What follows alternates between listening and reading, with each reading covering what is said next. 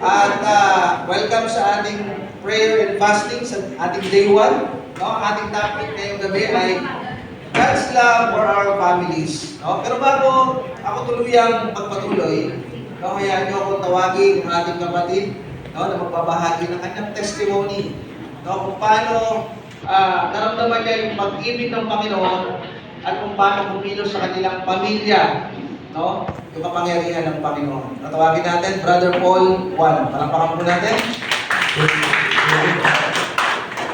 Thank you po. Salamat po sa gabi nito na pinagkaloob ng Panginoon na ako yung pinili para mag-testimony po sa inyo.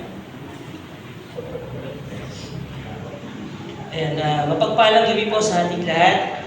Isang karangalan po na tinawag ng Diyos upang ibahagi ko sa inyo ang himala po na ginawa sa buhay po ng Panginoon. At ito ay sa grasya at sa pag-ibig ng Diyos. Bago po ang lahat, ako po si Brother Paul Francis Juan na nakatira po sa Payatas, Quezon City. At dahil sa pag-ibig at sa grasya ng Diyos ay kami po ay nabihiyaan ng tatlong anak na sina Sean, Eunice at Zane. Ito po ang bunga ng aming pagmamahalan ng aking may bahay na si Christina. Hindi po lingid sa halaman niyo po na hindi po maganda ang naging karanasan ko nung ako ay bata. Sorry. Dahil sino ba ito? Sino ba ito sa mabigat?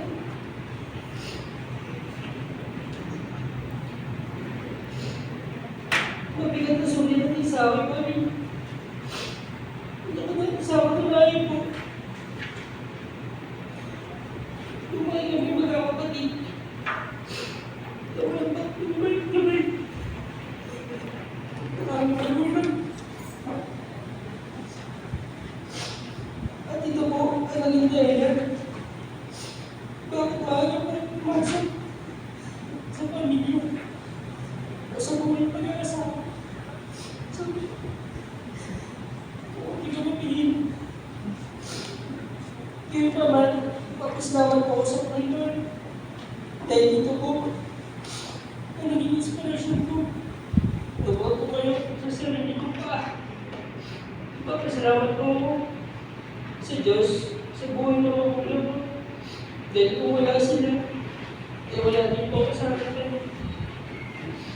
Gusto ko nagpapasalamat sa Panginoon dahil sa paggamit ko po sa buhay ng aking asawa. Way back 2008, nakumani po ang aking asawa sa CCF at salamat po sa company niya dahil ito po ang naging tulay upang mas lalong lumalim ang pananampalataya at personal na relasyon ng aking asawa sa Panginoon. Sa katunayan po, 10 taon po ako inaakay at sinasama ng aking asawa sa CCF. Ngunit 10 taon din po ako nagmatigas at hindi ko siya pinapakinggan. Dahil mas pinipili ko po ang buhay sa kakamundong gawain. Ako po ay nagulong sa alak at sa sabong. 10 taon, nasa madilim po akong punto, puro away at magulang pagsasama namin mag-asawa. Dahil sa wala pong direksyon ng buhay ko, wala din po kapayapaan ang pamilya ko. At dahil po sa pag-ibig ng Diyos na nananalay kayo sa asawa ko, hindi niya po ako ibabalayan. Lagi niya akong inintindi sa kabila na nagawa ko pagkukulang at pagkakasala sa kanya, ay mas pinili niya pa rin kasamahan ako kahit hindi na tama ang ginagawa ko. At dito ko po na-realize na napakabuti ng asawa ko. Tutusin, wala akong kwentang asawa sa kanya. Dahil puro galit at problema na ibibigay ko sa kanya. At dahil nakita ko po si Jesus Christ sa buhay ng asawa ko, na curious po ako. At tinanong ko ang sarili ko, ano kaya ako pasukin ko din ang mundo niya? Ito po, samahan ko siya sa church o sa CCF. At yun na nga po ang nangyari. 2019 po, nanguna ako mag-church sa CCF Payatas. Bago po yun, ang gusto ko lang ay ang samahan siya at experience kung ano ginagawa sa church sa madaling salita, hindi ako seryoso. Pero iba po ang naramdaman ko, hindi ko po makakalimutan ng worship song na lubos ako maiyak. At naramdaman ko ang presensya at pagtanggap sa akin ng Diyos sa kabila ng pamilya at ako ay makasalanan ng tao. Ito po ang worship song na Jesus, I will decide to follow you, not turning back.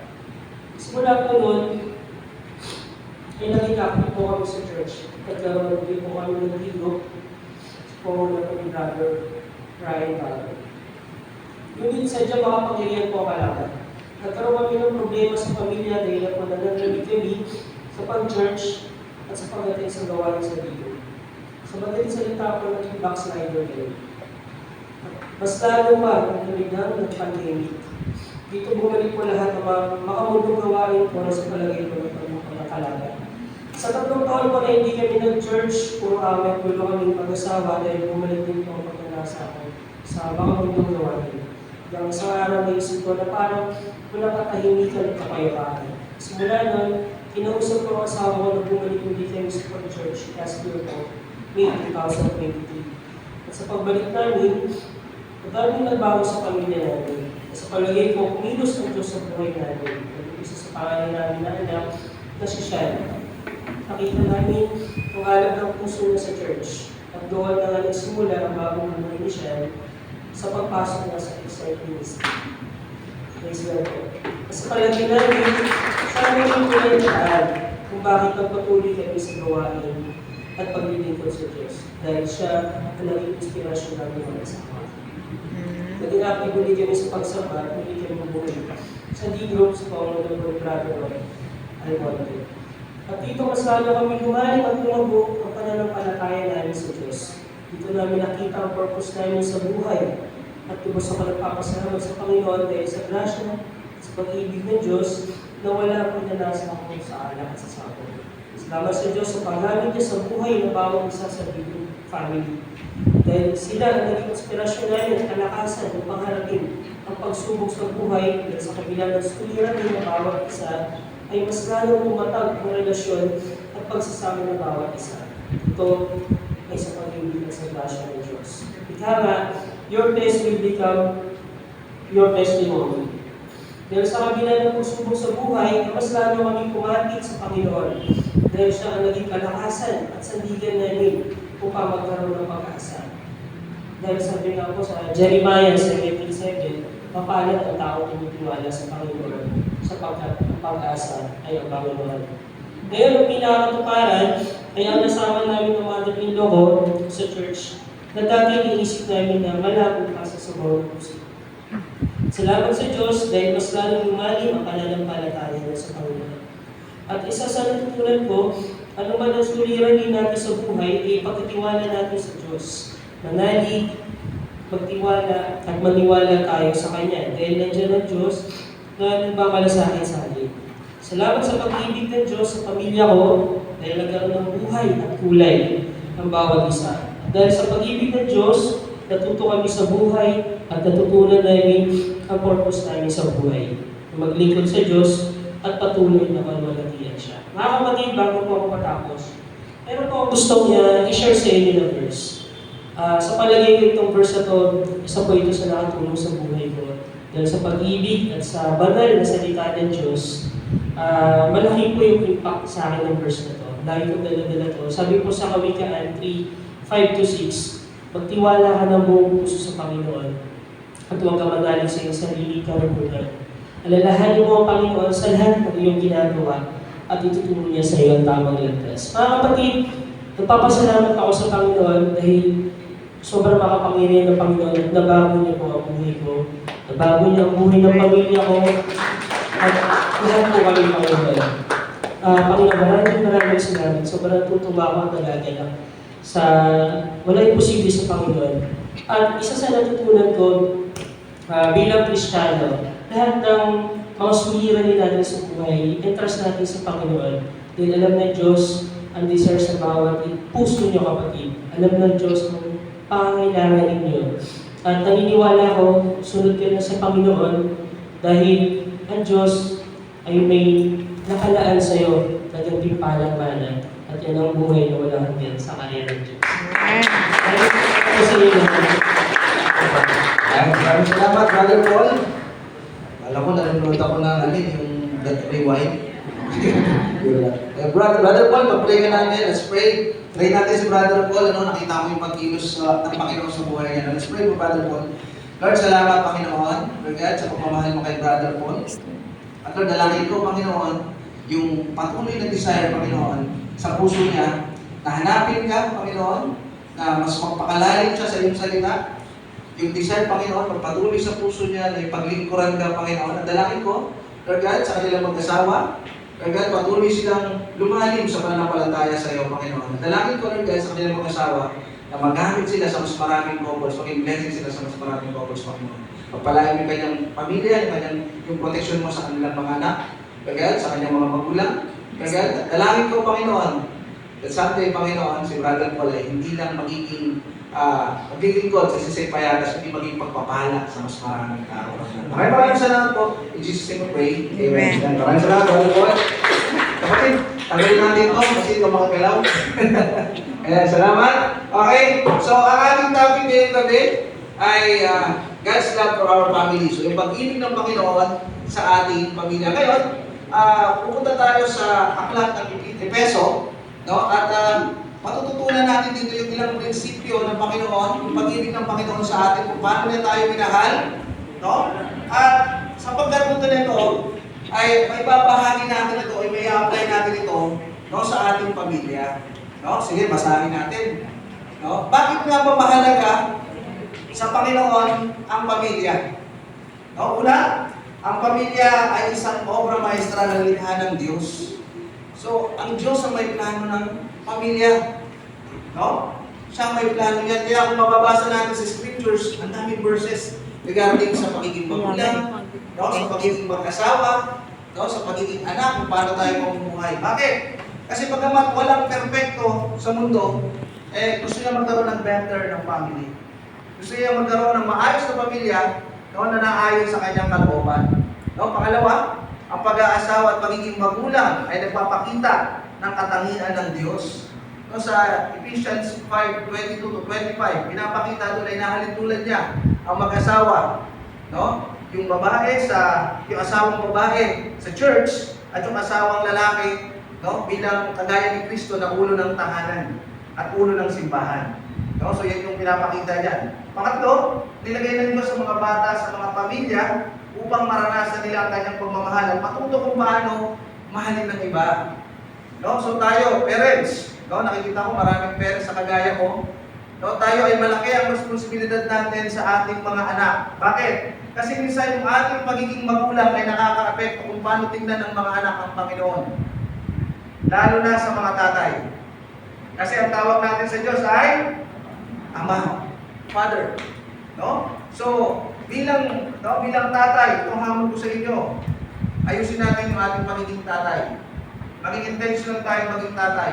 Bakit? Kasi malaki, no, ang kinalaman nito, no, sa pagtingin ng ating anak sa Panginoon. At kung minsan maraming gustong maniwala sa Panginoon, kaya lang dahil nagkaroon sila ng hindi maayos na magulang, lalo na ng tatay, kaya nahihirapan tuloy silang kilalanin ng Diyos bilang tatay, ama, no, na maaasahan nila. Kung kaya sa gabing ito, matututunan natin yung prinsipyo na sana may apply natin, no, sa ating pamilya, lalo sa ating mga anak. No? Ako nung binabasa ko ito, sabi ko, grabe, no, yung revelation sa akin, dapat maging intentional pala ako sa aking mga anak. No? Kasi isang malaking pribilehiyo na yung pangalan ng Panginoon na tawagin siyang Ama at Father ay ganun din yung itawag sa akin ng mga anak ko. At alam niyo, hindi lang daddy. No? Yung pag tinawag daddy, hindi lang basta-basta daddy yan. Yan ay may kaakibat na responsibilidad. No? Pag tinatawag ng daddy, alam niyo, pag tinatawag ng daddy, mas lalo kong nararanasan yung pagmamahal sa akin ng Panginoon. Bakit? Binigyan niya ako ng pagkakataon na makapag-influensya ng anak niya dito sa lupa. So yan yung challenge sa atin. Ngayon punta tayo sa aklat ng Efeso. Sabi dito, kaya kayo tumulad sa Diyos gaya ng mga anak na minamahal at tumakat kayo sa pag-ibig gaya ng pag-ibig ni Kristo sa atin at binigay niya ang kanyang sarili para sa atin bilang handog at alay sa Diyos upang maging samyon na masarap na amoy. Sabi ko sa verse 1, kaya kayo tumulad sa Diyos, no? Kasi ano daw tayo? Tayo kanyang mga anak. So dapat meron daw tayong characteristics, meron tayong attributes ng ating tatay. So, at ang tatay natin ay mapagmahal. Nung tayo nilikha ng Panginoon, creation pa lang pinakita niya yung magmamahal sa atin. Pangalawa, nung nahulog ang tao sa kasalanan, pinakita niya ulit yung kanyang pagmamahal. Bakit? Tayo yung nagkasala, pero siya pa rin yung gumawa ng paraan para tayo ay maligtas. Sa Genesis 3:15 pa lang, nandun na agad yung redemption ng Panginoon. So ano pinapakita sa atin ngayon? Pinapakita niya na dapat tayo maging mapagmahal din sa ating pamilya. Bagamat tayo makasalanan, minahal tayo ng Panginoon. So anong pinapakita ng prinsipyo sa atin dito? No? Pag nagkakasala ba yung asawa natin, marunong malambot ba ang puso natin o matigas? O ano ko dyan? Diba? Kaaway tayo, hindi tayo magkatabi ng sigahan. Outside ako lang buka. Diba? O kaya sa mga anak natin, ano ba yung pinapakita natin? Ang Panginoon tinuring tayo, anak, malambot ang puso niya sa atin, magamat tayo makasalanan. Sa mga anak natin, paano ba natin pinapakita yung pagmamahal? Kung nagkakasala ba sila ng ginagawa natin? Patigas din ba ang puso natin sa kanila? Yun ang sinasabi sa atin dito ng Panginoon. Dapat maging kagaya natin siya, no, na maawain, mahabagin, at mapagmahal sa ating pamilya. Kasi mahal na mahal niya ang ating pamilya. No? So walang tampuhan, no? Na nagtatagal. Bakit? Kung may pag-ibig tayo sa pamilya, yung imperfections ng ating mga kasama, miyembro ng pamilya, no, nauunawaan natin. Bakit? Kasi nararanasan natin yung pag-ibig ng Panginoon sa atin. Lagi sinasabi sa akin ng mga kadigroup ko, grabe Brother Rod, no? Nakikita namin yung pagmamahal mo sa amin, no? Nakikita namin yung binibigay mong oras sa amin. Sabi nila gano'n, sa dami nating ginagawa sa buhay. Alam niyo ano sabi ko? Ang sarap kasing maranasan yung pag-ibig ng Diyos. Kaya ibabahagi ko sa inyo. Pero kung dating buhay lang, yung meron ako, yung pakialam ko sa inyo. Diba? Eh, may taping pa ako sa, ano eh. Diba? Batang Quiapo, diba? Diba? Pakialam ko sa inyo. Diba? Pero nung naunawaan ko yung pag-ibig ng Panginoon, sabi ko, ibabahagi ko ito. Kasi nais ng Panginoon na ibahagi yung pag-ibig na ito. At mas lalo na sa ating pamilya. Huwag maging magaspang yung ating pag-ugali sa pamilya. Bagamat may nagkakamali, may nagkakasala, may nakakatampuhan tayo sa pamilya, kung sinasabi sa atin ng Panginoon, matuto tayo maging maawain, matuto tayo maging mahabagin. At lagi ito tatandaan natin. Kung isa may nagkakasala sa pamilya, tinatanggalan na natin ng second chance. Pero sa Panginoon, ang daming chances ang ibinibigay sa atin. Ilang beses ka nagkamali, ilang beses ka bumagsak, pero ang Diyos tapat sa kanyang salita, mahal ka niya kasi anak. Amen? Next, at lumakad kayo sa pag-ibig, gaya ng pag-ibig ni Kristo sa atin. No? Lumakad. Nung pinabasa ko ito, sabi ko, bakit hindi tumakbo? Para mas mabilis. Doon ko nalaman na kailangan pala yung maging natural ang pag-ibig natin sa ating pamilya. Bakit? Pag tumatakbo ka, mapapagod ka. At kumisan, kaya sinabi sa ating lumakad dito, kasi hindi ba tumatakbo? Kasi gusto nila agad mabago yung kanilang pamilya. Tagal-tagal ko lang pinag-ibig itong asawa ko. Di ba? Ang tagal-tagal ko lang pinapanalangin sa Panginoon na mabago siya. At kumisan nagagalit ka na. Kasi nagmamadali kang baguhin siya. Di ba? Lord, gusto ko mabago na ito, Lord. Kung hindi ko mabago, kunin mo na. Di ba? Nagmamadali kasi tayo. Pero nung nabasa ko ito, sabi ko, bakit lumakad? Pangalawa, ito tatandaan natin, wala talagang perfectong pamilya. At kung meron mang perfectong pamilya, hindi na perfect kasi nandun ka na. Kasi lahat tayo may imperfections. At tandaan natin, meron talagang miyembro ng pamilya na hindi ka mahal-mahal. Maski nga tayo, hindi ka mahal-mahal. No, kaya sinasabi sa atin dito, lumakad ng may pagtsatsaga, lumakad. Slowly, dahan-dahan. Kasi ang journey natin sa pagiging Kristiyano ay hindi, sprint. Ito ay marathon, kaya we need endurance. No? May standard ng pag-ibig. Ganun yung standard ng pag-ibig. Ganun natin kukunin. Sa Diyos. No? Sabi rito, gaya ng pag-ibig ni Kristo sa atin. Ano ba klaseng pag-ibig yan? At sabi rito, ang pag-ibig ay matyaga at magandang loob. Hindi mainggitin. Hindi mayabang yung mapagmataas man. Hindi magaspang ang pag-ugali. Hindi makasarili. Hindi magagalitin o mapagtanim ng sama ng loob sa kapwa. Hindi ito lang tutuwa sa masama. Sa halip ay nagagalak sa katotohanan ng pag-ibig ay matiisin. Oh, matiisin daw. Mapagtiwala, puno ng pag-asa at nagtiyak. Yan din yung puno ng pag-asa, magbabago pa ba ito sa loob? Yan ang sabi, puno ng pag-asa. Yes, magbabago pa siya. Yeah? Binibigyan tayo ng encouragement, binibigyan tayo ng pag-asa. No? At nagtsatsaga hanggang wakas. Yan ang pag-ibig. Wala tayong karapatang i-judge yung ating membro ng pamilya. Bakit? Ang may karapatan na mag-judge. Kasi kung minsan dinadjudge na natin, hindi na magbabago yan. Ganyan na talaga yan. Diba? Magbabago yan pag pumuti na ang mukhang iba. Ganyan pa yung sinasabi. No? Wala tayong karapatang mag-judge. Kaya tinuturo sa atin dito. Kung paano tayo tinitingnan ng Panginoong Hesus, ganoon din tayo tumingin sa ating membro ng pamilya. No? Ano ba sabi? Ibinigay ang kanyang sarili para sa atin bilang handog. Kapag nagmamahal tayo, kailangan natin magbigay. Ang pag-ibig ay hindi lamang galing sa bibig, kundi ito ay may action.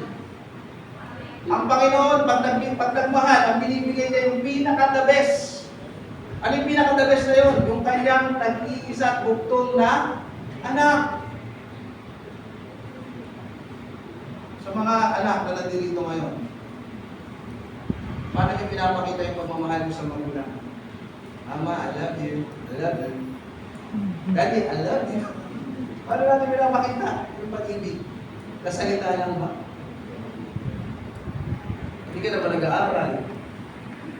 Pagtingin ng grade. Pagtingin ng grade, no? No? Ito yung pinapakita sa action. Alam niyo, ako, may pamilya na ako. May pamilya na ako. Pero yung father ko mahilig sa masahe.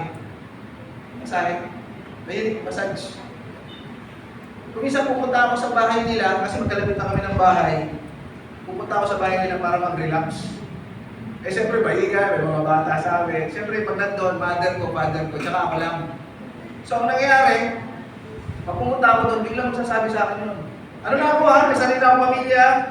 No, may trabaho na rin ako. Pero sasabihan niya ako, nak, masahin mo ako. Sabi ko, ito lang yung kaya ko ibigay sa father ko. Hindi ko naman siya kaya bigyan ng kayamanan. No? Hindi ko naman siya kaya bigyan ng maraming pera. Pero ito lang yung kaya ko ibigay sa father ko. Sige din, may alcohol ka dyan at saka lotion. May alcohol ka dyan at saka lotion. Binibigyan ko ng halaga. Yung oras na may expend ko pa sa magulang ko. Kasi one thing is for sure, kung lolobin ng Panginoon, mas mahaba yung buhay natin bilang anak. At mas mauna talaga mamatay ang ating mga magulang. Mas mauna mamatay ang ating mga magulang. At alam niyo, ito sa mga anak na nandito na may mga magulang pa, huwag niyo sayangin yung pagkakataon na makasama natin ang magulang pa natin habang sila nabubuhay. Bakit? Kasi darating yung panahon, gusto mo man silang yakapin, gusto mo sabihin, I love you. Gusto mo may pakita yung mga accomplishments mo sa buhay, darating yung panahon wala na. At kahit anong gawin pang iyak dyan sa kabahaw na yan, wala na yan. Hindi na nila maririnig yan. Wala na yan. Kaya bubuhay yung magulang mo. Alam nyo, pwede kami tumira sa ibang lugar. Yung mga kapatid ko pwede tumira sa ibang lugar. Pero ano sabi ko sa mga kapatid ko? Dito na lang tayo. Kaya kung pupunta kayo sa amin sa kumpon ba meron, bakit pinapahalagahan namin yung bawat oras na meron yung magulang namin? 17 yung father ko, yung mother ko magsi-senior na, magsi-60 na. Alam niyo pag nawala magulang natin, hindi tayo makakabili sa palengke ng magulang. Pagdating natin sa mall, hindi tayo makakabili ng magulang. Night time na yan, wala na tayo magulang. At kung magkita-kita man tayo sa langit, hindi na tayo, son and mother or father, hindi na children and parent relationship.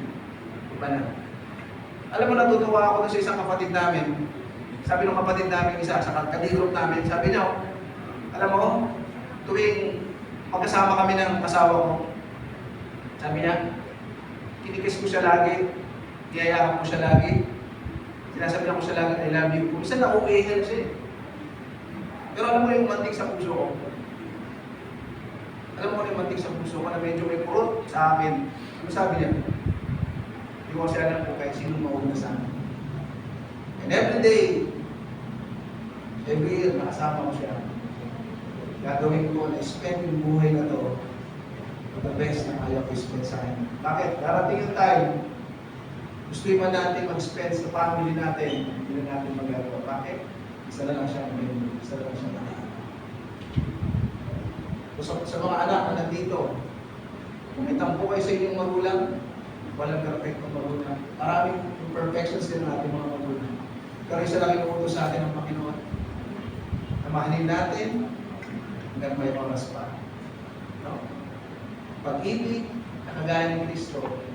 Yung pag-ibig na may action. Yung pag-ibig na habang buhay at nabubuhay sila ay matitreasure nila. Amen? Amen. At alay sa Diyos upang maging sabyo ng masarap na amoy. Yung ginawa ng Panginoon sa cross, no, ay nabura lahat ng ating mga kasalanan.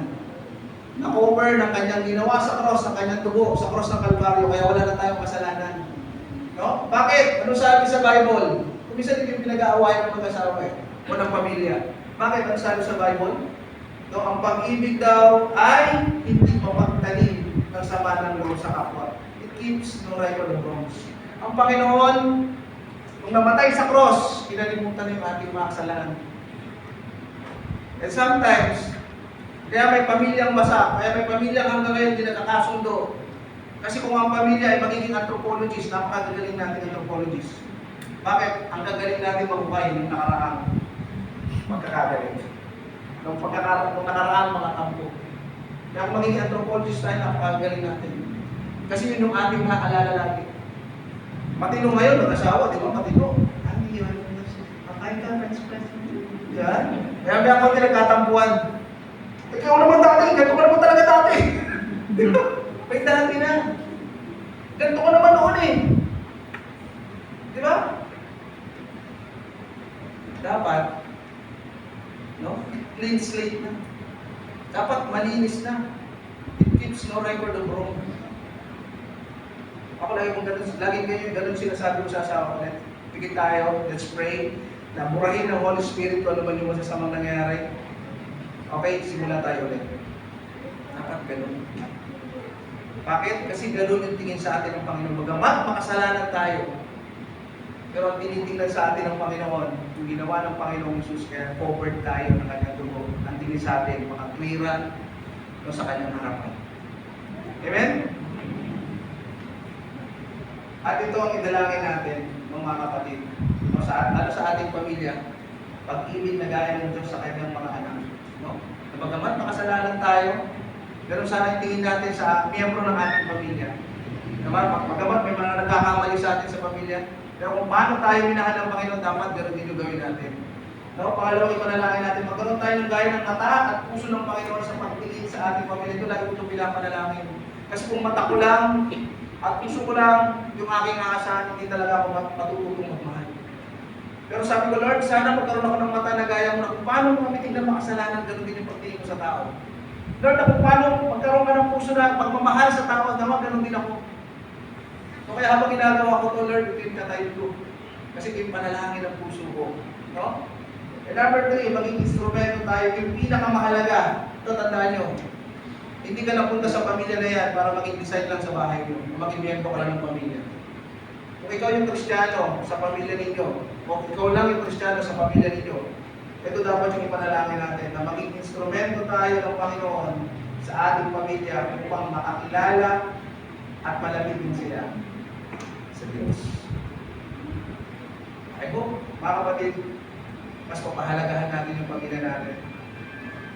At isipin natin, hindi tayo kasi na naging Kristiyano, may pananagutan tayo sa ating pamilya. May bahagi din si Kristo na nagbigay sa atin ng kaligtasan at pag-asa. Let's pray. Let's pray. Let's pray. Lord, maraming salamat for that sa iyong salita. Lord, thank you, Panginoon. Dahil sa mga prinsipyo tinuro mo sa amin, Panginoon. Salamat sa pagmamahal mo sa amin, Panginoon. Dahil sa iyo, Panginoon, ang unang nagmahal sa amin, natututo kami kung paano rin kami magmahal sa aming kapwa at sa aming pamilya, Panginoon. Lord, patuloy mo, Lord God, na baguhin yung aming mata na kagaya ng iyong paningin. At baguhin mo, Lord God, yung aming puso na kagaya ng iyong puso kung paano magmahal sa kagaya ng mga kasalanan. At ganyan din yung apply namin sa aming pamilya, Panginoon. Lord, magkapala namin yung goal namin ng maayos sa aming pamilya kinabibilangan. At dalangin namin, Panginoon, na patuloy kaming maging asin at ilaw, Lord God, sa aming pamilya kinabibilangan. Lord, lahat ng papuri at pasasalamat ay sa iyo lamang sa pangalan ni Jesus. Amen and amen. Anong battle cry natin? Lord, Lord, Lord. That's